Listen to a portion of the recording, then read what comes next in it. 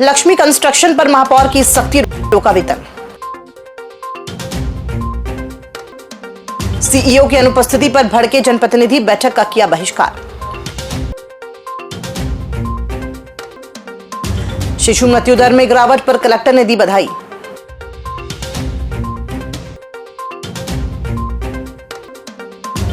बारिश ने खोली निगम की पोल, जलमग्न हुआ शहर।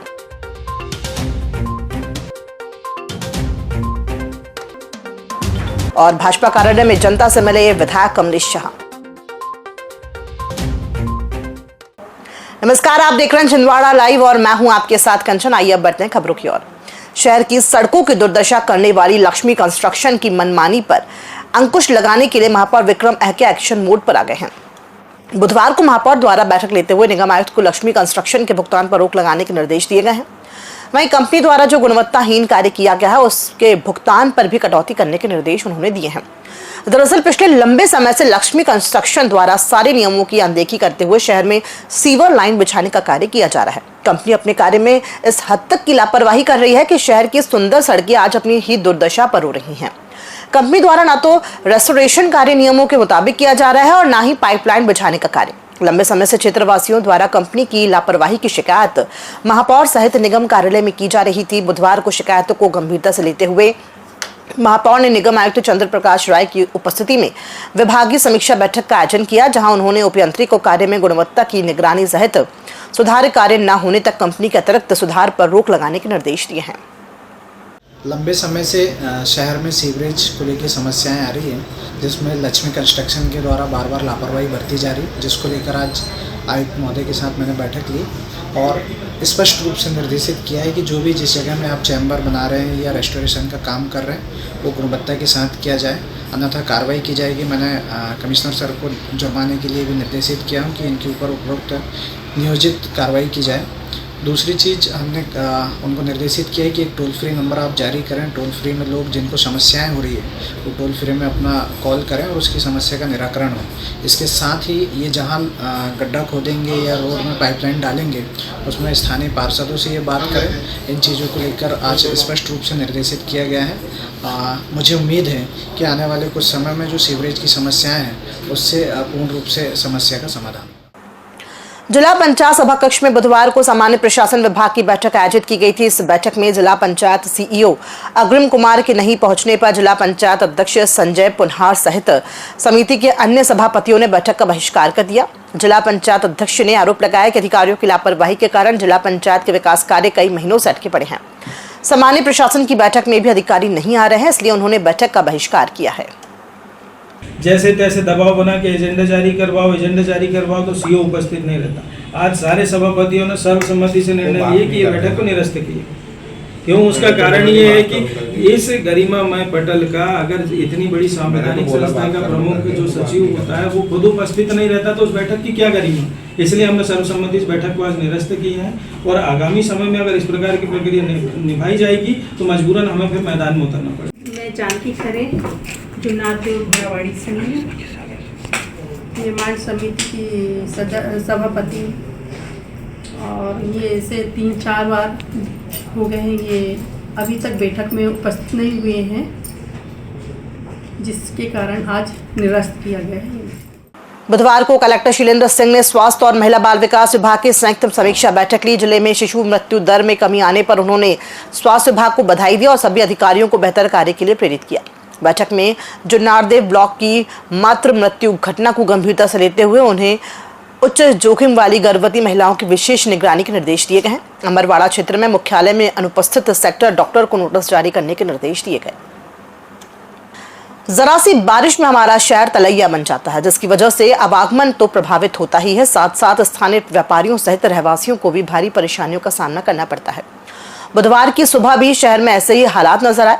दरअसल बुधवार की सुबह 10:30 बजे बारिश की शुरुआत हुई। 11 बजे तक शहर की अधिकांश सड़कें तालाब में तब्दील हो चुकी थी। बुधवारी बाजार से मोहबे मार्केट तक की सड़क तालाब बन चुकी थी। हालात ये थे कि दोपहिया वाहन एक चक्का आधा पानी में समा जा रहा था। वहीं गर्ल्स कॉलेज के सामने की स्थिति तो और भी भयानक थी।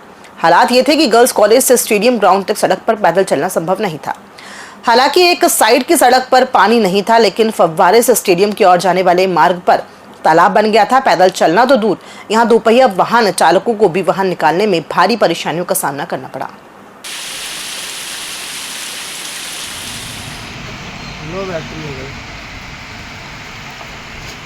मैं बोला था ना तुम्हारे को कि तुम रॉड या बात दो।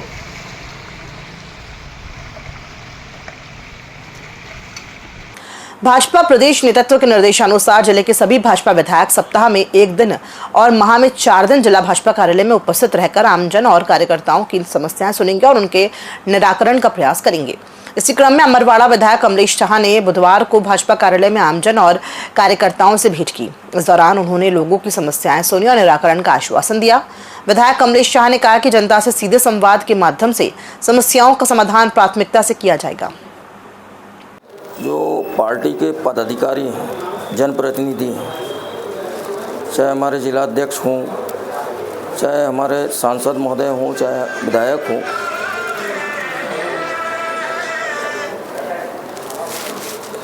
हफ्ते में 1 दिन कार्यालय में बैठ के कार्यकर्ताओं की समस्या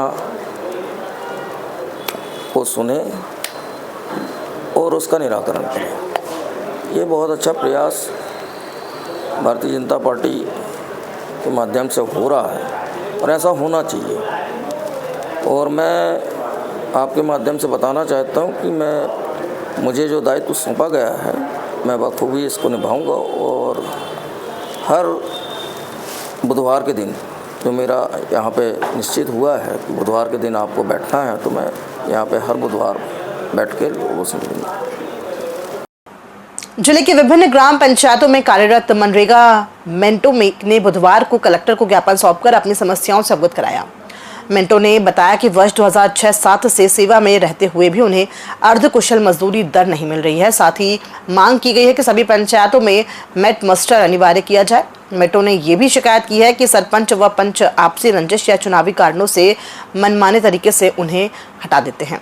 उन्होंने आग्रह किया है कि मेटो को हटाने की प्रक्रिया जनपद या जिला पंचायत स्तर से निष्पक्ष जांच के बाद की जाए। पंचायतों में 200 दिन का काम देना होगा। कलेक्टर रेट पे मजदूरी देनी होगी। भारत माता की जय, भारत माता की जय।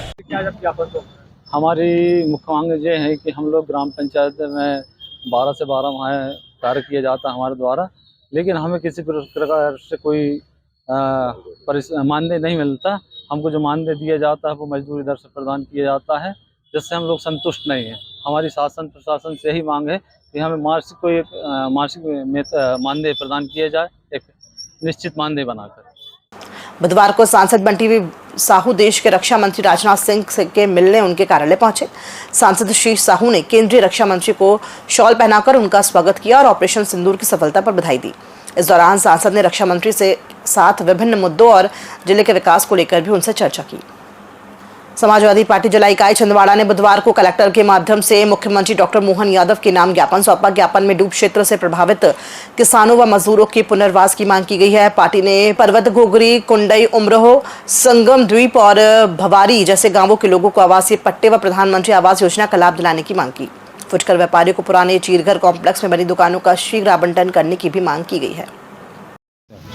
समाजवादी पार्टी की ओर से आज ज्ञापन दिया गया है, जिसमें जामई क्षेत्र के जो डूब क्षेत्र में गांव आ रहे हैं, ग्राम पर्वत घोगरी, कुंडई और भवारी पंचायत, तो इन लोगों के लिए उस क्षेत्र में कोई व्यवस्थापन की जगह नहीं है।